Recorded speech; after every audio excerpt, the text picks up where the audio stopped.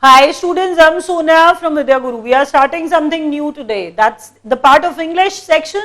That's the part of your English section. That means I'm saying that something new is there. And what's that new? That's sentence completion. Sentence completion, that means I'm referring to double fillers here. Can you look at the board? Can you see that double fillers are there? The section is considered difficult. So that is why I'm taking that sort of topic today. Please be focused, remain focused throughout. See, because when a person actually looks at the board and that person says only 4 questions are there, believe me, they actually look very easy. Once you attempt them, you'll feel the level of the questions which are going to be there in the exam. I actually, want to give it a name, that's challenge 1. Why the word challenge? Because you will find it difficult to answer such questions. I'll start from the very first question. Till the end, you will be seeing, you'll be actually, checking those words like timorousness, temerity, reprehensible, or excellence. Such words will be the part of today's class. Let's start from the very first sentence, and that's: just as disloyalty is the mark of the renegade, dash is the mark of dash. The sentence tells you, the sentence says that disloyalty is the mark of renegade. That means disloyalty is the sign of renegade. Both these words are associated in some aspects. What are the aspects actually? You need to understand the meaning of renegade. If you are familiar with the meaning, then you will be able to answer the question very easily. Disloyalty, when somebody is not loyal, when somebody is not honest. Disloyalty, that means when somebody is cheating. Disloyalty is associated or is the sign of renegade. Renegade is cheat, renegade is dishonest, renegade is a traitor who cheats. So he is a cheat, he is a traitor. So understand, they actually convey the same sort of meaning. A cheater, a cheat cheats, a cheat cheats. I'm trying to say a traitor or a disloyal person shows disloyalty. The way they are associated, you need to look for such a thing, such sort of combination is required here, where dash is the mark of dash.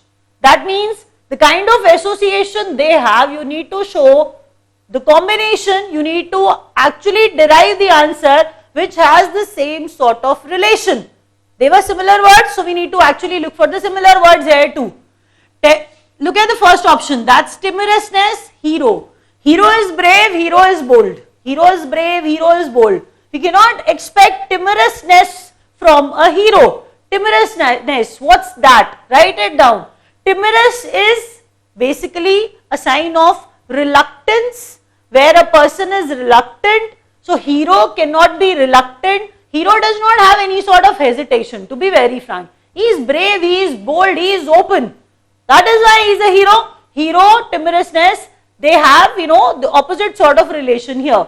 Timorousness, reluctance, hesitation, when a person is hesitant. So that sort of timorousness, hero, I'm saying both the words are sort of opposites to each other. This cannot be the answer because disloyalty and renegade, they are associated with each other in a way when 2 similar words were required. So these are opposite words, cannot be the answer. Temerity, boldness, when somebody is brave. So temerity, bravery, boldness. Coward, when somebody is actually not brave, when somebody is not brave, that's coward. So temerity, boldness, coward, a person who is not bold. That means these words, both these words are sort of opposites. Boldness and coward. Boldness and coward, they are opposites. Look at the third option, that's avarice and philanthropist. Avarice and philanthropist. Avarice is greed. Avarice is greed. Philanthropist. Avarice is greed. Philanthropist is a person who actually donates, who works for the who actually works for the things where he donates a lot. Philanthropist is associated with charity, donation. He is that kind of person. He is that kind of nice fellow. He does not have any relation with avarice, that's greed. He does not have any relation with greed. Can you see this option is also the pair of opposites. So we cannot consider this.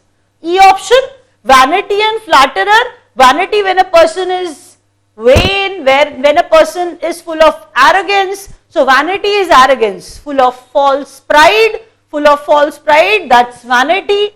Flatterer, when a person flatters someone, that means that he is actually trying to do something which is below dignity. He is losing his self-esteem. He actually stooped down to that level that he has lost. He has actually deliberately left his self-esteem here.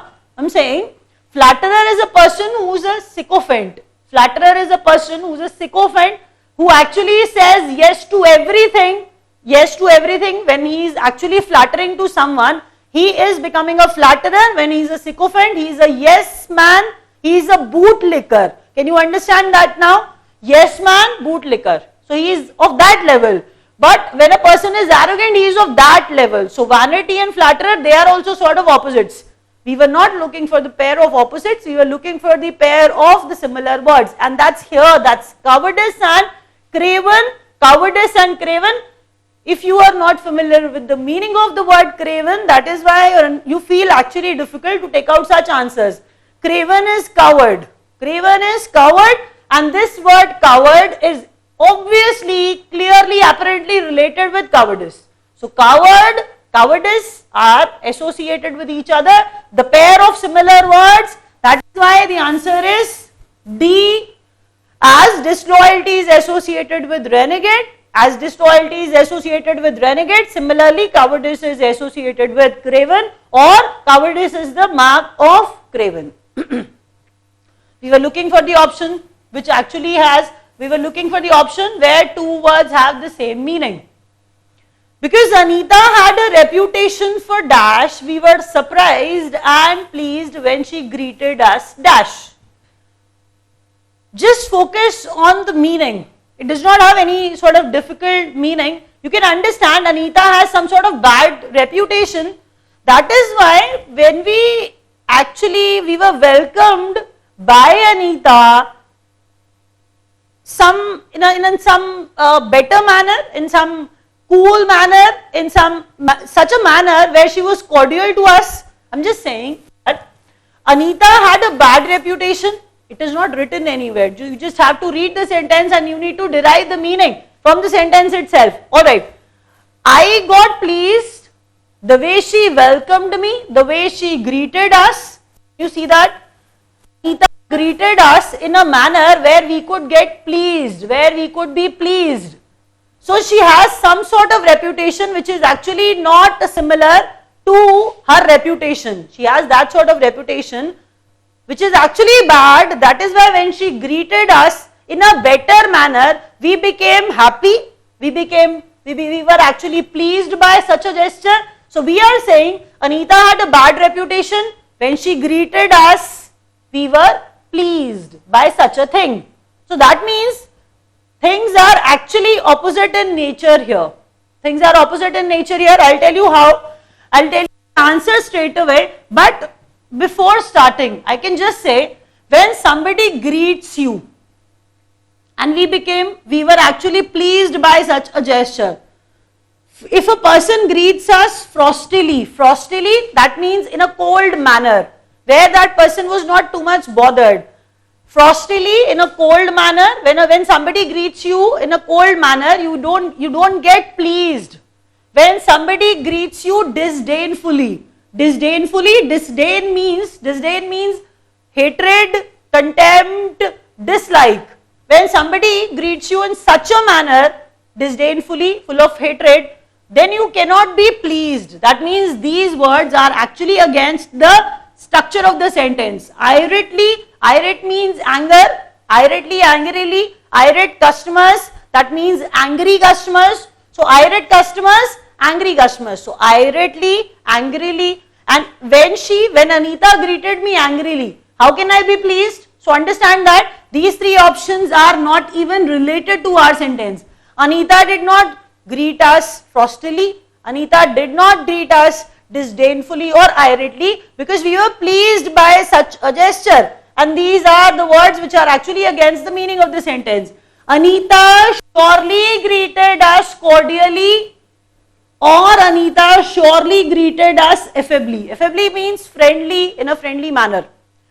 Affably, friendly manner, or cordially, full of warmth, friendly manner, that's cordially or affably. So I'm just trying to say, when she greeted us in such manners, then the answer should be B, either B or E. Let's take out the right answer. When a person is insouciance, indifference, indifference, I'm just trying to say when Anita is insouciant, shows insouciance, that means when she shows indifference, when she shows that sort of attitude, when she does not bothered about something, that's insouciance. When she shows insouciance and she actually welcomes us, when she actually greeted us cordially, there's nothing surprising here. Any person who's indifferent and that person is, welcoming me in such a manner, happily or cordially, I can like it, I understand that, but there's nothing surprising out here. Here the words surprised and pleased, both the words were there. Something surprising is there. Please let me explain it once again. When a person is indifferent, ignorant, and he welcomes you cordially, there's nothing much surprising here.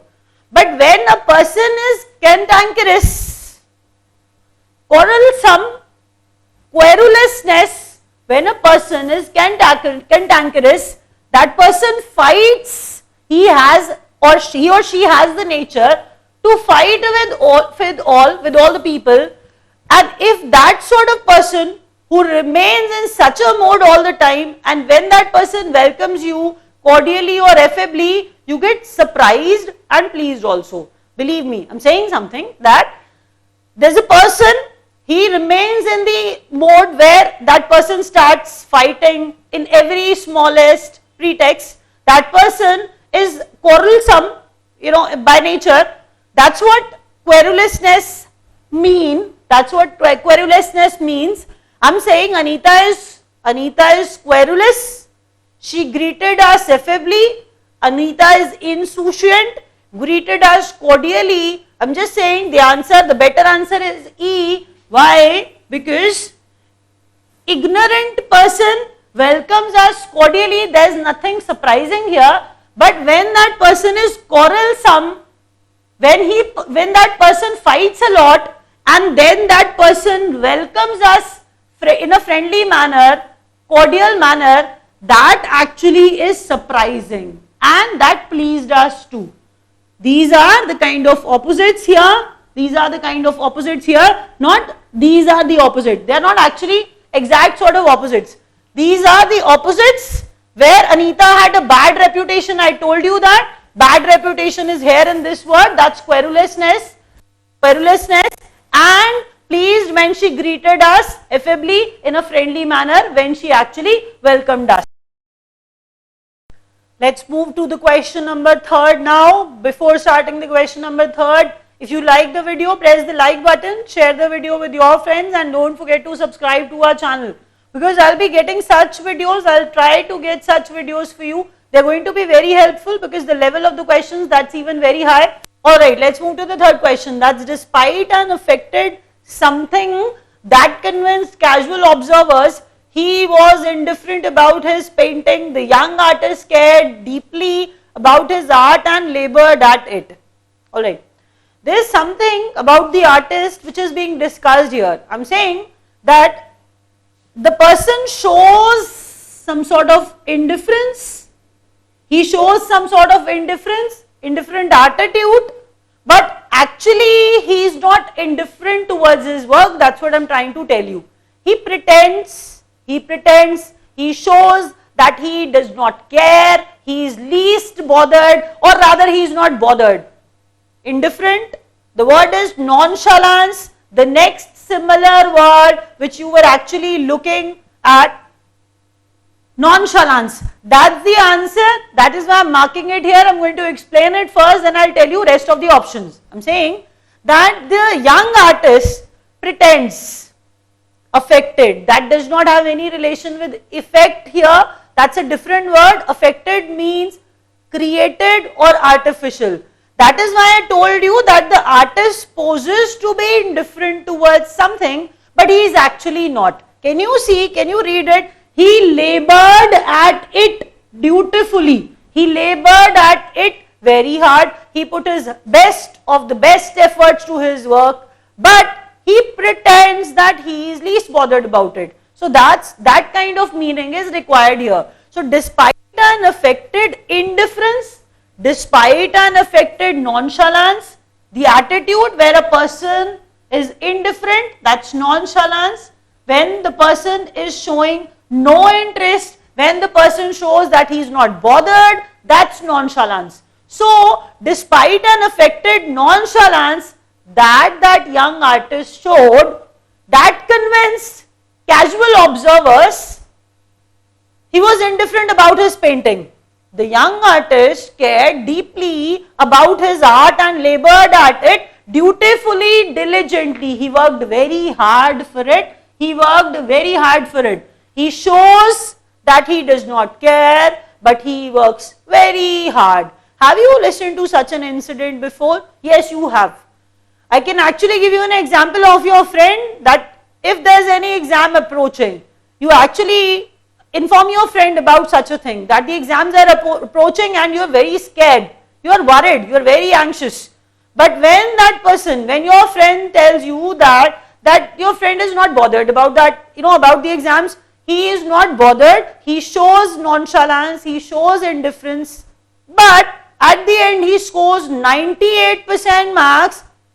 I'm telling you such a thing because this generally happens. People do not disclose, they show nonchalance at start, but at his place, your friend was working very hard, he was working diligently. That is why nonchalance for you just to show, but actually he was very, very good at his work, he was working very hard, he was putting best of his efforts to it. So that sort of sense is here, that our artist chose nonchalance, but he works diligently. If you cannot understand anything, indifferent is associated with nonchalance and labored is the similar word for diligently. Let's move to the fourth question. Probably the most dash thing about the Freedom Tower is how it manages to lay claim to being the tallest structure in the world without actually obliging anyone to work at its highest. I really wish to tell you, I really wish to suggest you something here. In double fillers, if you prefer starting, I'm not saying always, if you prefer starting from the second blank, that is going to help you. Most of the time it helps. Labored word will tell you that that person was working dutifully, not intermittently. Intermittently, that's irregularly. I'm just trying to, tell you the meaning again, that irregularly, he did not work irregularly. Labored, that means dutifully. Labored does not go with secretly. Labored can go with methodically, yes. Labored cannot go logically with cautiously. If you actually choose second option, second blank, that is going to help you to derive at the answer very quickly. Let's look at this option. Choose the second blank, highest, something highest of the building, highest peak, highest top. It cannot be highest basement, so this cannot be the answer. Highest pole, no. Highest pole, that's wrong. Because somebody is allowing you to work somewhere and that person cannot allow you to work at the highest pole. That should not be highest pole. You cannot work at the highest pole, to be very frank. So highest pole is the wrong option because work cannot happen at the highest pole. Please understand that. The next question is highest altitude, highest penthouse or highest echelons. Penthouse is basically a flat sort of, at the building, the topmost flat is penthouse. So that sense, alright, if you feel that this sense can be there, I wish to explain one thing here. People are very smart here. Nothing is amusing about it. Nothing amusing here is there.